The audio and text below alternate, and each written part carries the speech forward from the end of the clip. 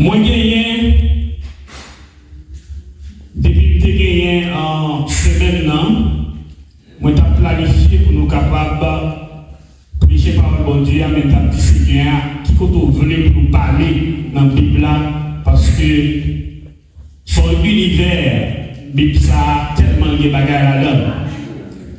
Comme ça, le Seigneur dévoilé nous, demandez nous pour nous parler dans le livre Néhémie.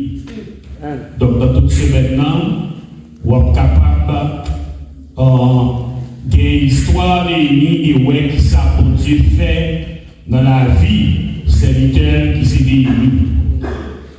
Et ça fait sujet non bien tel pendant, c'est les parties comme ça.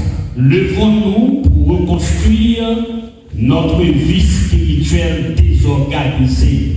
Amen. Levons-nous pour reconstruire notre vie spirituelle désorganisée. Après, moi, j'ai fait une introduction rapide sur un livre là. Introduire avec le livre de Néhémie. Parce que tout ce maintenant, nous allons parler autour de livre ça. Nous sommes capables de prendre quelques exemples ailleurs, mais nous avons éternisé nous sur le livre Néhémie. Levons-nous pour reconstruire notre vie spirituelle désorganisée. Ça, c'est tellement ça. À ce moment-là, nous avons résumé sous le livre Néhémie. Néhémie, livre dit, les signifie celui qui console. C'est ça.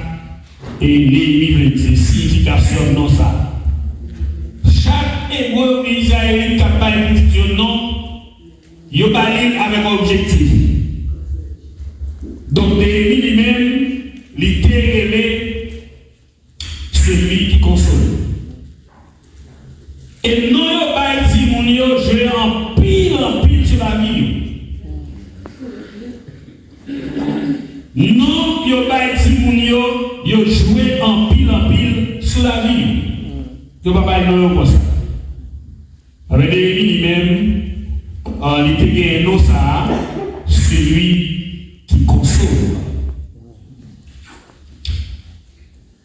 Le livre de Néhémie mentionne spécialement plusieurs aspects dans la vie de Néhémie.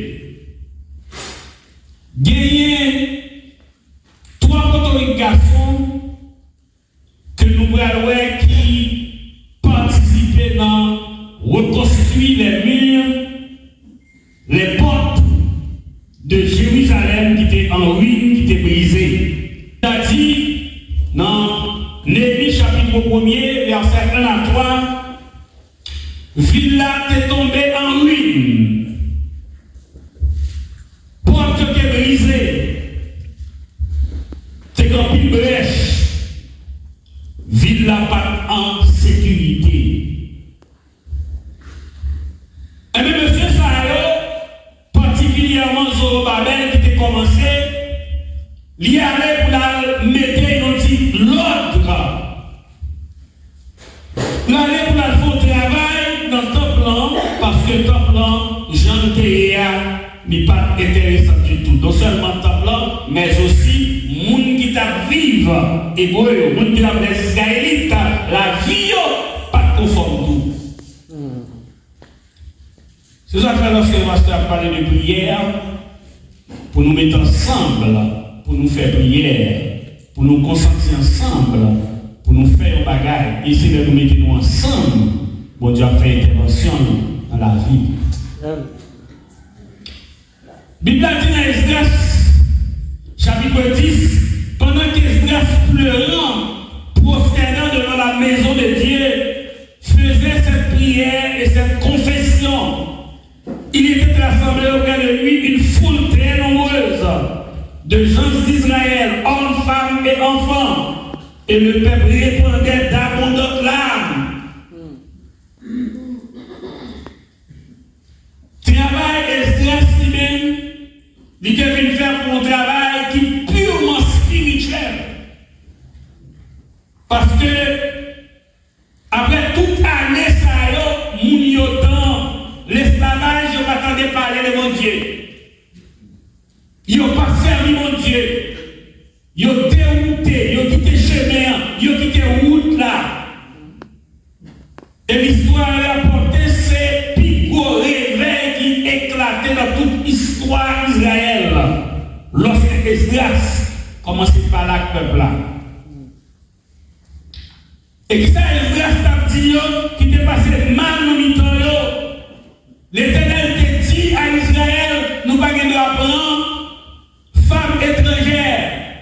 L'autre nation, nous ne pouvons pas marier avec eux. Nous ne pouvons pas faire petit avec eux. Parce que ils vont dérouter nous, ils vont orienter nous dans l'autre voie, dans l'autre direction. Donc nous ne pouvons pas mêler eux parce que nous ne pouvons pas avec eux. Et Esdras est venu avec message pour dire à Israël, non qui ça nous tombe là, nous devons redresser nous. Et Esdras campé dans le temple, malgré le temple qui est en ruine, malgré les portes qui sont brisées, malgré une situation difficile, mais Esdras, il voulait faire un travail spirituel d'abord. Amen. Et qui travail spirituel il fait, c'est réveiller le peuple qui a dormi. Parce qu'on est viré d'eau par mon Dieu. Esdras était tellement concerné de la situation, il a dit, Esdras a versé des larmes, l'a prié, l'a prié. Et puis tout le peuple a fini devant l'a dit, le peuple a oublié, loi l'éternel. N'oubliez qui ça, mon Dieu, te dit nous. Qui ça m'a demandé nous pour nous renvoyer, mesdames. Vous voyez aller parce que nous ne pouvons pas mélanger, nous ne pouvons pas même avec eux. Vous renvoyez eux. Nous ne pouvons pas arrêter nos situations, ça, ni pas bon. Et Esdras fait un travail spirituel extraordinaire. Et 60 ans après, Néhémie va la maître là. Pour continuer le travail spirituel là et faire un travail reconstruction physique dans le temple qui c'est un symbole de reconstruction la vie en général, la vie d'Israël en général. Parce que Jean construction temple en fait, mon Dieu t'a demandé pour construire le temple d'Israël. Mon Dieu t'a demandé avec toute précision, avec toute précision, dans tout ça a demandé pour mettre dans le temple parce que tant que tu as fait sur la terre, il représentait la nouvelle Jérusalem céleste. Est-ce que l'église a là? Amen. L'imandé avec un peu de précision, mais comment pour nous faire temple là? Comme tu as 12 portes là-dedans, et chaque porte ça te représente un bagaille. Lorsque nous disons comme ça, levons-nous pour reconstruire notre vie spirituelle désorganisée. C'est parce que peuple Israël, temple, la ville de Jérusalem, à tout temple là, te représenter une couverture pour eux-mêmes. Parce que depuis pas gagné une muraille en ville là désorganisée. Muraille écrasée, porte écrasée, brèche dans tout le milieu, donc ville là à terre pendant des années. Et Néhémie prend reconstruire ville là. Et l'objectif, toute l'hygiène de Néhémie, c'est continuation de l'histoire du peuple d'Israël venant de la captivité de Babylone et de la reconstruction du temple. Ça, c'est objectif, tout livre Néhémie. Il y a trois versets clés là-dedans. C'est Néhémie chapitre 1er, verset 3, il dit, il me répondit. Ceux qui sont restés de la captivité sont là dans la province au compte du malheur et de l'opprobre. Les murailles de Jérusalem sont en ruine et ses portes sont consumées par le feu. Ça, c'est le premier verset qui est verset clé dans le livre là. Elles éprouvèrent une grande humiliation et reconnurent que l'œuvre s'était accomplie par la volonté de notre Dieu. Amen. Ça, c'est troisième verset clé qui est dans le livre de Néhémie. Donc, bref, résumé. Néhémie, c'était un hébreu, il a pris la Perse. Lorsque il apprend, eh bien, ville là, dans une situation difficile, Néhémie tombé dans une désolation, Néhémie tombé dans une douleur, parce que la plaine que ville là, en ruine, pour Dieu consumé par le feu. 22 jours. Néhémie était un homme de prière, et c'est à cause de sa prière que Miraïla a été construit. Il était à cœur situation Israël et l'Éternel, puisque il était à cœur situation Israël l'Éternel déballe un fardeau pour qu'il te prié, pour t'intercéder sans cesse tous les jours pour le peuple d'Israël. Dans la prière, il dit Seigneur, nous avons péché. Et les sont petits monde que à l'époque que on a déporté Mounsayo aller en captivité à Babylone, Néhémie qui doit avoir quand même fait même. Il va rapporter exactement, il a agi bien, il va avoir quand même fait même. Mais il dit Seigneur, nous avons péché. Parce que bagarre la concerne, faut qu'il résoudre. Donc, en résumé, chers amis, ville, les murs, les portes de la ville de Jérusalem, ils ont été construits dans 52 jours malgré l'opposition, malgré les situations difficiles, malgré un problème que Néhémie de recevoir, mais bon Dieu qui permet que Néhémie reconstruit Muraïla, il reconstruit la ville de Jérusalem.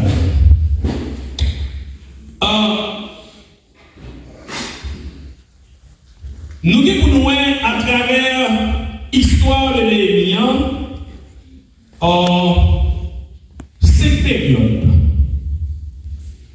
Première période là, c'est le temps de la prise de conscience que nous avons de le soir. Deuxième période là, c'est une période de l'action personnelle. Et troisième période là, alors quatrième période là, c'est le temps de l'opposition que nous voyons à travers toute l'histoire. Et quatrième et cinquième période là, ou cinquième phase dans la situation, c'est la victoire et la réussite de Néhémie. Et bouche ennemie est fermée parce que ils comprennent que Néhémie pas gagné bataille là et l'Éternel est fermé bouche ennemie malgré les oppositions. Amen. Semaine ça, nous allons parler de tout ça. Semaine ça, on a considéré la vie nous comme une muraille qui est en ruine.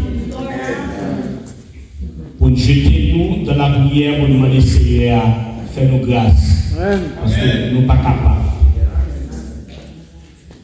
Qui ça, qui image, qui typologie qui est dans ça. Il y a une muraille qui est en ruine, il y a une ville qui détruit. Dans le temps, j'aime te dire que dans le temps, leur ville, il n'y a pas de muraille, son ville qui est des bandailles. Satan rentre, il fait ça lui. Depuis qu'il y a brèche dans la vie, Satan rentre, il fait ça lui. Donc pendant cette semaine, ça, on a vu boucher brèche. Amen. Pendant cette semaine, ça, on a arrangé nous toute brèche qui vient pour nous boucher. On a arrangé nous pour nous capables de boucher tout trou, toute muraille qui crase, parce que le muraille qui crase comme ça, les brèches comme ça, ennemi en rentrée, le fait salver, et les gens qui ont quitté, ennemi en rentrée. La peine tout reste, cousin, tante, la peine de famille. Vigne. Vous avez un seul péché, vous faites un seul péché, l'âme non l'autre, les vignes avec l'autre, etc. Et puis là, vous tombez en débat.